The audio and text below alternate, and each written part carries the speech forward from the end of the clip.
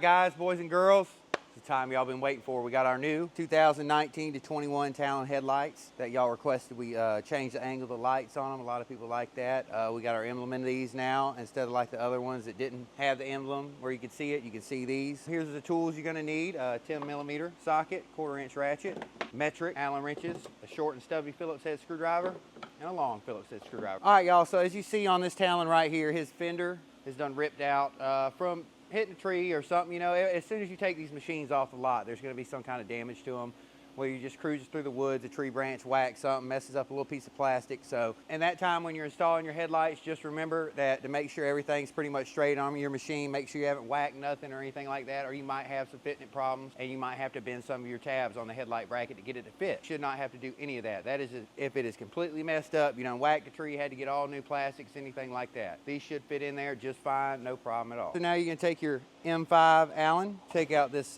fender bolt right here. Make sure you clean your side-by-side real good. You don't want to have no dirt falling in your face or none of that stuff.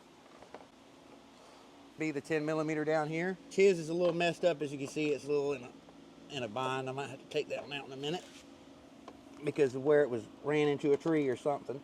All right, once the 10mm is off down here, you're going to take your hood off. Turn these latches just like so. Grab from the back. Pop them out of the grommets like so. Slide it forward. She's out your way. All right, guys, these are push pin pliers. If you don't have a set of these, go ahead and get you a set. They're just removing these little plastic push pins. You use a screwdriver, whatever you want. These work the best, though. Push pin right here. Pop that out just like so. Get these wires out of your way right here so you can work.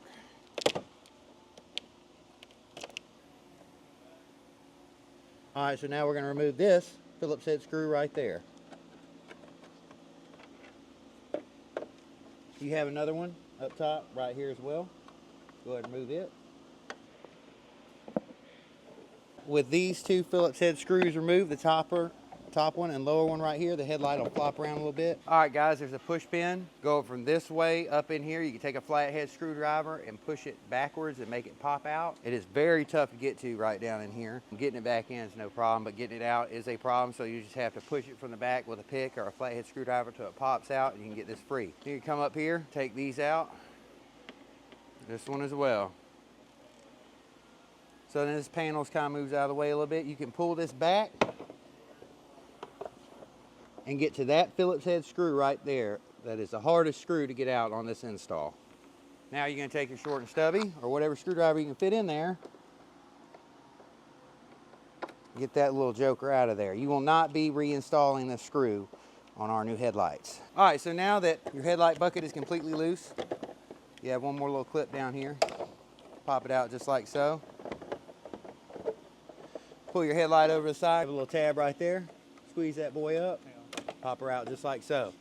You can keep this if you want to reinstall them later, if you don't like our lights or whatever you want to do. If you want to keep it, you can keep it, throw it in the trash, just like that.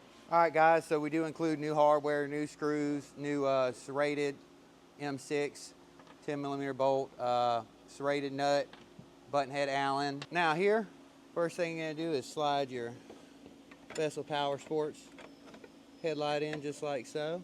Snug as a bug in a rug, just like that. Next step, you're gonna take your serrated M6 nut. You can go back here to the solid frame mount and just loosely screw it in. Just right here. This one right here, you're gonna loosely screw her in. Don't tighten her down yet. Not all the way. Now I have to do something special, which some of y'all may have to do for some of y'all's as well. And all you have to do is get you an extra washer, because his ripped through right here. So we're gonna have to put an extra washer on there to keep it from pulling through that plastic. That will be a M4 Allen. So you go ahead and tighten that up. And again, this is just double stack washers because he has a giant hole right here. It does not come like that. It will just come with that one flat washer, not the double washer. Make sure y'all leave this one loose as well, so it has some play in it so you can get the rest of the bolt holes lined up. Put your upper push pin back in here like so. Pop her in. That is the upper mount right here. All right, guys, so the last screw that we're gonna put in is this one right here. You have to come back through this big hole in the back and come from the bottom and come at an angle to get it. That is for the front plastic. It is behind right there. All right, guys, we're gonna show y'all where it's at on the driver's side. It's gonna be a little hard to see to get to, but it goes through, right through there. If I can get my glove out of the way of it. This one is the trickiest one to get in because this tab usually likes to bend and break and is at a little bit of an angle. You can actually loosen this and take this out if you need to help y'all get more room to get to that screw. So there's more play in all the stuff. Finagling, she falls right into place. Now you can put your bottom bolt back in. Go ahead and snug her up. Now you want to come over here and tighten this bolt. Got a serrated nut on the back, so all you gotta really do is hold it with your hand. You can use a 10mm wrench on it. It kind of grips really well. So now we're gonna go back over to here to this fun little push pin I was talking about. Fits right up in there. If you want to, you can actually put it in from this way, so it's easier to get in and out.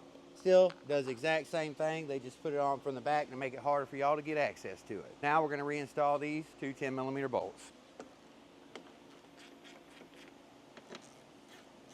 All right, we got one last step. You want to get yourself some dielectric grease. It's about super handy. You want to do your spark plugs on your Talon, the wires on them if you ever go through any water, any kind of electrical connection.